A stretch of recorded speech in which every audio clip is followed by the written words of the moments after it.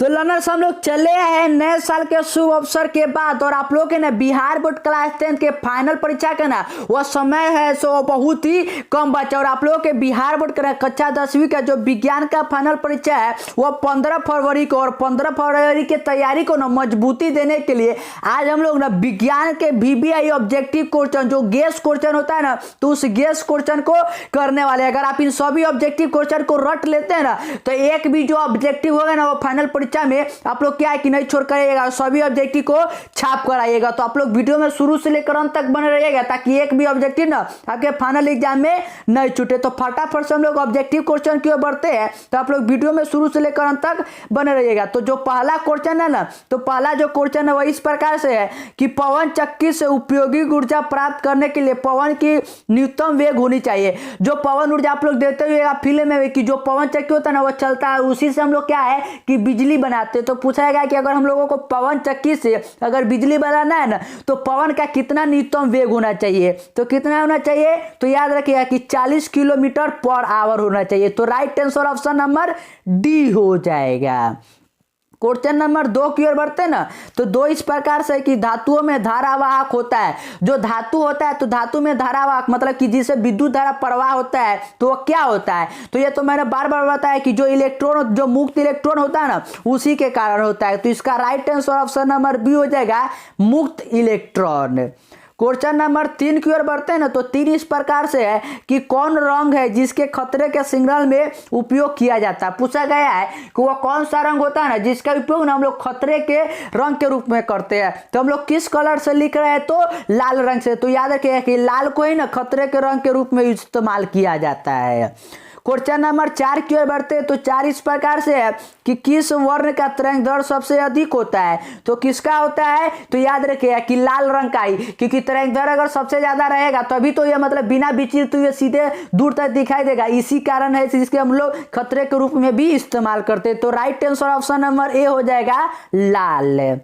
Question number 5 की ओर बढ़ते हैं तो 5 इस प्रकार से है कि टिंडल प्रवाह प्रकाश की कौन सी परिघटना है। जो टिंडल प्रवाह होता है ना तो पूछा गया कि वह प्रकाश की कौन सी परिघटना है। तो कौन सी परिघटना है तो याद रखिएगा कि यह प्रकाश का प्रकीर्णन। क्वेश्चन नंबर 6 की ओर बढ़ते हैं तो 6 इस प्रकार से है कि इनमें से किस हाइड्रोकार्बन के 3 आबंध है। पूछा गया है कि निम्न में से इन चारों में से कौन सा है ना जिसके 3 आबंध है। हाइड्रोकार्बन के 3 आबंध है। इसमें से किसका 3 आबंध है। तो अगर आप लोग ऑप्शन नंबर सी को देखिएगा तो C3 और H4 इसी का तो है। तो right answer option number C हो जाएगा C3H4। क्वेश्चन नंबर 7 की ओर बढ़ते तो 7 है कि हाइड्रोकार्बन कौन है। पूछा गया है कि इन चारों में से कौन सा जो है ना वो हाइड्रोकार्बन है। तो हाइड्रोकार्बन इसमें से कौन है तो वह है याद रखिए कि ऑप्शन नंबर बी C6H12O6 यानी कि ग्लूकोज। क्वेश्चन नंबर 8 की ओर बढ़ते हैं तो 8 इस प्रकार से है कि निम्न में से कौन सा असंतृप्त हाइड्रोकार्बन है। पूछा गया है कि CH4 CH2S6 और C2H4 में से और इन चारों में से मतलब तीनों में से कौन सा जो है ना कि असंतृप्त हाइड्रोकार्बन है। तो असंतृप्त हाइड्रोकार्बन जो है ना वह C2H4 है क्योंकि यह एल्कीन समूह का है। तो right answer option number C हो जाएगा। क्वेश्चन नंबर 9 की ओर बढ़ते हैं ना तो 9 इस प्रकार से है कि किसी चालक का प्रतिरोध निर्भर करता है। कोई भी चालक होता है ना तो उसका पूछा गया कि प्रतिरोध किस पर निर्भर करता है। तो रो क्या होता है कि रो जो होता है ना कि लंबाई और एरिया और साथ ही साथ जो उसका मतलब कि अनुप्रस्थ काट तो एरिया तो बताया उसका प्रकृति पर भी निर्भर करता है। तो right answer option number D हो जाएगा। चालक की लंबाई चालक के अनुप्रस्थ काट पर चालक की प्रकृति सभी पर निर्भर करता है। क्वेश्चन नंबर 10 की ओर बढ़ते हैं तो 10 इस प्रकार से है कि आमीटर को विद्युत परिपथ में कैसे जोड़ा जाता है। जो आमीटर होता है ना जो क्या करता है कि विद्युत धारा को मापता है तो उसे पूछा गया है कि कैसे जोड़ते हैं। तो याद रखिएगा कि उसे ना हम लोग श्रेणी क्रम में जोड़ते हैं सीरीज में जोड़ते हैं। क्वेश्चन नंबर 11 की ओर बढ़ते हैं तो 11 इस प्रकार से कि घरेलू वायरिंग में 3 तार होते हैं विद्युत मनमय उदासीन और भूकंप भू संपर्कित। तो इन तारों के रंग होता है ये तो सिंपल आप लोगों के घर में 3 तार होता है। तो ये तो आप लोग जानते ही है कि विद्युत मनमय उदासीन और भू संपर्कित। तो उन तीनों का नाम बताना कि कौन कौन सा कलर का होता है। तो कौन कौन सा आता है तो जो विद्युतमय होता है वह लाल होता है उदासीन काला होता है भू संपर्कित हरा होता है। तो right answer option number C हो जाएगा लाल काला और हरा। क्वेश्चन नंबर 12 की ओर बढ़ते तो 12 है कि चुंबक के भीतर चुंबकीय क्षेत्र रेखा की दिशा होता है। कोई भी मतलब कि एक चुंबक है, ठीक है, मैं एक चुंबक बना कर दिखाता हूं। कोई भी अगर ऐसा एक चुंबक है तो उसके भीतर पूछा गया है कि जो चुंबकीय क्षेत्र रेखा होगा ना वह कैसा होगा, तो वह कैसा होगा कि वह दक्षिण ध्रुव से ना उत्तर ध्रुव की होगा। तो right answer option number B हो जाएगा। क्वेश्चन नंबर 13 की ओर बढ़ते तो 13 इस प्रकार से कि जल विद्युत संयंत्र किस ऊर्जा को विद्युत ऊर्जा में रूपांतरित करता है। और ये सभी क्वेश्चन बहुत ज्यादा वीवीआई और गेस क्वेश्चन है। एक एक क्वेश्चन आपके एग्जाम के में ना डिट्टो छपने वाले, तो सभी क्वेश्चन को याद करते चलिए। और चैनल पे नहीं तो चैनल को सब्सक्राइब करने के साथ ना दोस्तों के साथ वीडियो को शेयर भी कर दीजिएगा। तो कौन सा करता है, तो याद रखिए कि जो विद्युत ऊर्जा को मतलब कि जो होता है ऊर्जा को विद्युत ऊर्जा में रूपांतरित करता है तो वो कौन सा करता है, तो स्थिति ऊर्जा को करता है। क्वेश्चन नंबर 14 की ओर बढ़ते हैं तो 14 इस प्रकार से कि नरौरा नाभिकीय विद्युत संयंत्र किस राज्य में है। कहां पर है नरौरा, तो याद रखिएगा कि यह यूपी में यानी कि उत्तर प्रदेश में है। क्वेश्चन नंबर 15 की ओर बढ़ते हैं तो 15 तो बहुत ईजी है कि गोलीय दर्पण की वक्रता त्रिज्या 40 सेंटीमीटर हो तो उसका फोकस दूरी, मतलब आर का मान है आप लोगों को 40 दिया तो एफ का मान पूछा है। तो एफ इक्वल टू क्या होता है, एफ इक्वल टू होता है आर बटा में 2, तो आर का मान है 40, तो 40 बटा में 2 करिएगा तो ये चला जाएगा 20 मरतबे, तो 20 सेंटीमीटर जो होना जाएगा वही राइट आंसर हो जाएगा। और ये कहाँ है, तो ये हमारे ऑप्शन नंबर सी में दिया हुआ है। क्वेश्चन नंबर 16 की ओर बढ़ते तो 16 है कि आवर्धन का ऋणात्मक मान बताता है कि अगर किसी भी आवर्धन एम जो होता है ना, अगर एम नेगेटिव है तो इसका मतलब क्या होता है, तो एम नेगेटिव है इसका मतलब है कि जो वस्तु है ना वह उल्टा है। तो right answer option number A हो जाएगा कि वस्तु के सापेक्ष जो प्रतिबिंब होता है वह उल्टा है। क्वेश्चन नंबर 17 की ओर बढ़ते हैं तो 17 इस प्रकार से है कि वास्तविक वस्तु का आभासीय प्रतिबिंब बनता है। जो कोई भी अगर वास्तविक वस्तु है ना तो उसका आभासीय प्रतिबिंब किस दर्पण में बनता है, तो किस दर्पण में बनता है, तो याद रखिए कि समतल दर्पण में बनता है। क्वेश्चन नंबर 18 की ओर बढ़ते हैं तो 18 इस प्रकार से है कि पुतली के साइज को नियंत्रित करने वाला गहरा पेशीय डायफ्राम क्या कहलाता है। जो मतलब हमारा आंख में पुतली का साइज जो होता है तो उसको नियंत्रित करता है जो पेशीय डायफ्राम, उसको क्या कहा जाता है, तो उसको क्या कहते हैं, तो परितारिका। क्या कहते हैं, परितारिका। क्वेश्चन नंबर 19 की ओर बढ़ते हैं तो 19 है कि ऊर्जा के सभी रूप में अनंत स्रोत किसे माना जाता है। ऊर्जा के जो सभी रूप होता है तो पूछा गया कि अनंत स्रोत किसे माना जाता है, तो किसे माना जाता है, तो याद रखिए कि सूर्य को, क्योंकि सूर्य से ही तो क्या है कि लगातार ऊर्जा आता है, यही तो होता है। क्वेश्चन नंबर 20 की ओर बढ़ते हैं तो 20 है कि नाभिकीय ऊर्जा प्राप्त करने हेतु आवश्यक है। ये तो बहुत ही ज्यादा वीवीआई और कितनी बार क्वेश्चन मैंने आप लोगों को करवा दिया है। तो क्या आवश्यक होता है, तो बार बार बताया कि यू यानी कि यूरेनियम। तो right answer option number C हो जाएगा यूरेनियम। क्वेश्चन नंबर 21 की ओर बढ़ते हैं तो 21 है कि प्रकाश तरंगे होता है। जो प्रकाश आता है ना तो प्रकाश पूछा गया कि वो कौन सा तरंग होता है, तो वो कौन सा तरंग होता है, तो ये भी बार बार बताया कि विद्युत चुंबकीय तरंग यानी कि इलेक्ट्रोमैग्नेटिक वेव। तो right answer option number B हो जाएगा। क्वेश्चन नंबर 22 की ओर बढ़ते हैं तो 22 है कि निम्नलिखित में से कौन सा बुझा हुआ चूना है। पूछा गया है कि कौन सा इन चारों में से जो है ना कि वह बुझा हुआ चूना है। तो बुझा हुआ चूना का फॉर्मूला क्या होता है, यह होता है Ca और OH का होल ट्वाइस। ये भी कितनी बार आप लोगों को करवाया, तो right answer option number B हो जाएगा। क्वेश्चन नंबर 23 की ओर बढ़ते हैं तो 23 है कि चीनी का रासायनिक सूत्र क्या है। पूछा गया है कि जो चीनी होता है ना शुगर, तो शुगर का रासायनिक सूत्र क्या है, तो इसका रासायनिक सूत्र याद रखिएगा कि C12 H22 और O11 होता है। तो right answer option number C हो जाएगा। और आप लोग क्या करिएगा कि जो ग्लूकोज पीते हैं ना तो ग्लूकोज का आप लोग बताइएगा कि रासायनिक सूत्र कमेंट सेक्शन में, ग्लूकोज का रासायनिक सूत्र ना आप लोग कमेंट सेक्शन में लिख कर बताइएगा। क्वेश्चन नंबर 24 की ओर बढ़ते हैं तो 24 है कि विद्युत फ्यूज काम करता है। जो विद्युत फ्यूज होता है तो विद्युत फ्यूज काम किस पर करता है, तो सिंपल है, जो विद्युत फ्यूज होता है ना जब गर्म होता है मतलब कि बहुत ज्यादा धारा प्रवाह होने लगता है तो गर्म होकर टूट जाता है, मतलब कि वह उष्मीय प्रभाव पर काम करता है। तो right answer option number A हो जाएगा धारा के उष्मीय प्रभाव पर। क्वेश्चन नंबर 25 की ओर बढ़ते हैं तो 25 है कि यदि किसी नरम लोहे को धारावाहिक कुंडली के गर्भ में रख दिया जाए तो क्या बनता है, तो क्या बनता है, सिंपल है कि वह विद्युत चुंबक बन जाता है। क्या बनता है, विद्युत चुंबक। क्वेश्चन नंबर 26 की ओर बढ़ते हैं ना, तो 26 है कि विभक्त वलय का उपयोग किस उपकरण में किया जाता है। जो विभक्त वलय होता है तो उसका पूछा गया है कि उपयोग ना किस उपकरण में होता है, तो याद रखिए कि विद्युत मोटर में होता है। क्वेश्चन नंबर 27 की ओर बढ़ते हैं, तो 27 इस प्रकार से है कि विद्युत ऊर्जा का व्यापारिक मात्रा क्या होता है। जो विद्युत ऊर्जा होता है तो उसका व्यापारिक मतलब कि जो घरों में यूज होता है, तो क्या है कि रूम मालिक मांगता है ना, कहता है कि हमको बिजली बिल चाहिए इतना के, तो कितने पर मांगता है कि वह यूनिट में मांगता है। क्या मांगता है? यूनिट में मांगता है। आप लोग अगर रेंट उंट पर कोई रहते होंगे तो उन्हें मालूम होगा कि यूनिट जो होता है ना, वो कहते हैं कि 8 रुपये यूनिट, 10 रुपये यूनिट ऐसे बिकता है, यानी व्यापारिक बिजनेस वाला। तो right answer option number C हो जाएगा यूनिट। क्वेश्चन नंबर 28 की ओर बढ़ते हैं ना, तो 28 है कि अति भारण के समय विद्युत परिपथ में विद्युत धारा का मान। जब अति भारण होता है ना तो उसमें विद्युत धारा का मान मतलब कि आई का जो मान होगा ना, वो पूछा जाता है कि मान क्या होता है। तो उस समय क्या होता है कि मान बहुत ज्यादा बढ़ जाता है, बहुत ज्यादा बढ़ जाता है। तो right answer option number C हो जाएगा।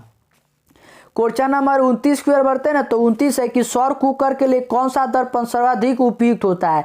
पूछा गया कि जो सौर कुकर होता है तो उसके लिए कौन सा दर्पण सर्वाधिक उपयोग होता है। तो याद रखिए कि अवतल दर्पण। कौन सा? अवतल दर्पण। और क्वेश्चन नंबर 30 ना बहुत ज्यादा वीवीआई क्वेश्चन है, ठीक है, कि 1 माइक्रो एम्पियर कितना बड़ा होता है। तो 1 माइक्रो एम्पियर जो ना ये बहुत ज्यादा वीवीआई क्वेश्चन है, ठीक है। तो इसे तो आप लोग रट ही लीजिएगा, और चैनल पर नए तो चैनल को सब्सक्राइब भी चलते करिएगा और वीडियो को लाइक भी कर लीजिएगा। तो 1 माइक्रो एम्पियर किसके बराबर होता है? तो याद रखिए कि 10 के पावर माइनस 6 एम्पियर के बराबर होता है।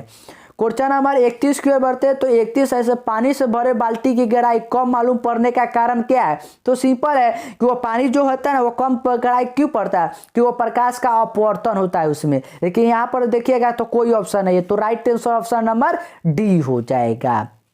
क्वेश्चन नंबर 32 की ओर बढ़ते हैं, तो 32 है कि कठोर जल को मृदा बनाने के लिए सोडियम के किस यौगिक का उपयोग किया जाता है। जो कठोर जल होता है ना तो उसको मृदा बनाने के लिए सोडियम का किसका उपयोग करते हैं। तो सिंपल है कि हम लोग किसका उपयोग करते हैं, तो Na2CO3 का करते हैं। क्वेश्चन नंबर 33 की ओर बढ़ते हैं, तो 33 है कि कार्बन के 2 अप्रूफ के अलावा तीसरे अप्रूफ का नाम क्या है। तो कार्बन का 2 अप्रूफ क्या होता है? पहला तो आप लोग ये जानते हुए कि हीरा, दूसरा जानते हुए ग्रेफाइट, और तीसरा याद से कर लीजिएगा कि फ्लोरीन कार्बन। क्या होता है? Fluorine carbon. क्वेश्चन नंबर 34 की ओर बढ़ते हैं, तो क्वेश्चन नंबर 34 जो है ना वो इस प्रकार से कि भोजन का पचना किस प्रकार की अभिक्रिया है। हम लोग कोई भी भोजन ग्रहण करते हैं तो वह क्या है कि वह पच जाता है। तो पचता है तभी तो हम लोग अगर उसके बाद कुछ भी चीज खाते हैं तो वह कौन सा प्रक्रिया द्वारा पचता है। तो याद रखिए कि उपचयन अभिक्रिया द्वारा। कौन सा? उपचयन अभिक्रिया द्वारा। क्वेश्चन नंबर 35 की ओर बढ़ते हैं, तो 35 है कि कौन सी वैश्विक ऊष्मन के लिए उत्तरदायी है। पूछा गया है कि कौन सा इन चारों में से गैस जो है ना कि वैश्विक ऊष्मन के लिए, मतलब कि जो हमारा वर्ल्ड है ना उसके लिए मतलब कि ये खतरनाक है। तो कौन है? तो CO2 कार्बन डाइऑक्साइड है। क्वेश्चन नंबर 36 की ओर बढ़ते हैं, तो 36 है कि निम्न में कौन सा स्वच्छ ऊर्जा स्रोत है। पूछा गया इन चारों में से कौन सा जो है ना कि स्वच्छ ऊर्जा स्रोत है। कौन सा स्वच्छ ऊर्जा स्रोत? तो सिंपल है कि जो प्राकृतिक गैस वही तो स्वच्छ ऊर्जा स्रोत है। तो right answer option number C हो जाएगा। और सभी क्वेश्चन भी आए तो सभी को याद करते चलिए और बनाते चलिए। एक भी क्वेश्चन आप लोग अपने फाइनल एग्जाम में अगर चाहते हैं कि ऑब्जेक्टिव का नहीं छूटे तो आप लोग लगातार ऐसे ही क्वेश्चन की प्रैक्टिस को करते रहिए, और साथ ही साथ सब्जेक्टिव क्वेश्चन का भी आप लोगों के लिए प्रैक्टिस चल रहा है तो उसे भी लगातार आप लोग अटेंड करते रहिएगा। और चैनल पे नहीं तो चैनल को सब्सक्राइब चर्चा करिएगा। 27 नंबर है कि लेड नाइट्रेट चून को एक प्रखनमी लेकर गर्म करने की भूरे रंग का धुआं उत्सर्जित होता है। यह धुआं होता है, तो यह धुआं क्या होता है? तो यह नाइट्रोजन डाइऑक्साइड का होता है। क्वेश्चन नंबर 38 की ओर बढ़ते हैं, तो 38 है कि निम्न में कौन अवकारक है। इन चारों में से कौन सा जो है ना कि वह अवकारक है। तो याद रखिए कि H2 जो है ना कि वह अवकारक है। क्वेश्चन नंबर 39 की ओर बढ़ते हैं, तो 39 है कि जठरस का पीएच मान होता है। जो जठरस होता है ना तो जठरस का पीएच मान कितना होता है? तो याद रखिए कि 1.2 है। क्वेश्चन नंबर 40 की ओर बढ़ते हैं, तो 40 है कि पीतल किसका उदाहरण है। जो पीतल होता है ना तो पीतल पूछा गया है कि यह किसका उदाहरण है। तो याद रखिए कि पीतल जो है ना यह एक क्या है कि मिश्र धातु है। मतलब कि 2 या 2 से अधिक धातु का ना मिश्रण है। क्वेश्चन नंबर 41 की ओर बढ़ते हैं। तो 41 के किनमें से किस धातु का वायु का प्रभाव नहीं पड़ता है? चारों में से किस पर जो होता है ना कि वायु का प्रभाव नहीं पड़ता है? तो सिंपल है कि हम लोग जो सोना होता है, सोना पहनते तो क्या वायु का प्रभाव पड़ता है? नहीं पड़ता है। क्वेश्चन नंबर 42 की ओर बढ़ते हैं। तो 42 है कि निम्नलिखित में से पीएच का कौन सा मान क्षारक विलयन को मान देता है? तो जो 7 से अधिक होता है वही तो क्षारक विलयन देता है, और 7 से कम वाला अम्ल को तो क्षारक यहाँ पर देखिएगा ना तो ऑप्शन नंबर डी हो जाएगा तेरा, क्योंकि यह 7 से अधिक, और 7 से अधिक वाला ही क्या होता है कि क्षारक होता है। क्वेश्चन नंबर 43 की ओर बढ़ते तो 43 है कि वर्ग 1 के तत्व कहलाता है। जो आप लोग आवर्त सारणी नंबर पर जो आधुनिक आवर्त सारणी पर ने जिसने मोसले ने दिया था तो उसमें 18 क्या है कि वर्ग है। तो 18 मतलब पहला नंबर वर्ग को क्या कहते हैं? तो पहले वाले वर्ग को कहते हैं क्षार धातु। क्या कहते हैं? क्षार धातु। तो right answer option number B हो जाएगा। क्वेश्चन नंबर 44 की ओर बढ़ते तो 44 है कि अधातु के ऑक्साइड जल में घुलकर बनाता है। जो अधातु होता है तो अधातु का ऑक्साइड जल में घुलकर क्या बनाता है? यही पूछा गया है। तो याद रखिए कि घुलकर ना उसमें अम्ल बनाता है। क्या बनाता है? अम्ल बनाता है। क्वेश्चन नंबर 45 की ओर बढ़ते तो 45 है कि बॉक्साइड निम्नलिखित में से किस धातु का अयस्क? पूछा गया कि जो बॉक्साइड होता है तो बॉक्साइड किस धातु का अयस्क होता है? तो बोलिएगा कि एल्युमिनियम का। किसका? एल्युमिनियम का। क्वेश्चन नंबर 46 की ओर बढ़ते हैं। तो 46 है कि एथेनॉल सोडियम से अभिक्रिया कर कौन सा गैस बनाता है? कौन सा गैस बनाता है? जब एथेनॉल जो होता है ना अगर सोडियम से अभिक्रिया करता है तो याद रखिए कि CO2 गैस बनाता है, यानी कार्बन डाइऑक्साइड गैस बनाता है। क्वेश्चन नंबर 47 है कि सोडियम जिंकेट का रासायनिक सूत्र क्या है? जो सोडियम जिंकेट होता है ना तो उसका सिंपल है कि आप लोगों से ना रासायनिक फार्मूला पूछा गया कि सूत्र क्या होता है। तो याद रखिए कि फार्मूला आता है Na2ZnO2 होता है। क्वेश्चन नंबर 48 की ओर बढ़ते तो 48 है कि क्या है कि अक्रिय तत्व कौन है? पूछा गया कि अक्रिय तत्व यानी कि वर्ग नंबर 18 जो है ना तो उसी में तो अक्रिय तत्व है। तो कौन सा अक्रिय तत्व है? तो हीनियर के यानी कि हीलियम। तो right answer option number B हो जाएगा हीलियम। क्वेश्चन नंबर 49 की ओर हम लोग बढ़ते हैं। तो जो क्वेश्चन नंबर 49 है ना 49 इस प्रकार से कि सिरका में निम्न में से कौन सा अम्ल पाया जाता है? तो सिरका में कौन सा अम्ल पाया जाता है? तो सिरका में जो अम्ल पाया जाता है वह एसेटिक अम्ल पाया जाता है। क्वेश्चन नंबर 50 की ओर बढ़ते तो 50 है कि CNG का पूरा नाम क्या है? तो CNG का पूरा नाम क्या होता है कि कॉम्प्लेक्स नेचुरल गैस, यानी कि संपीड़ित प्राकृतिक गैस होता है। क्वेश्चन नंबर 51 की ओर बढ़ते तो 51 है कि निम्नलिखित में कौन ससंयोजी यौगिक है? ससंयोजी यौगिक कौन सा है? तो याद है कि CH4 यानी कि मीथेन। क्वेश्चन नंबर 52 और आज के लास्ट क्वेश्चन की ओर बढ़ते तो लास्ट है कि मानव में बुद्धि एवं चतुराई का केंद्र कौन है? जो हम मनुष्य है ना तो हमारे यहाँ पर दिमाग में कौन सा जो है ना कि बुद्धि और चतुराई का केंद्र है? तो कौन सा है? तो है सेरिब्रम। तो right answer option number A हो जाएगा। और चैनल पे नए तो आप लोग चैनल को सब्सक्राइब भी कर लीजिएगा, और चैनल पर मतलब कि लगातार ऐसे आप लोग तैयारी करते रहिए जब तक कि आप लोगों का एग्जाम खत्म नहीं हो जाता है, क्योंकि आप लोगों का एग्जाम का जो डेट है ना वो बहुत ही मतलब समय कम बचा है।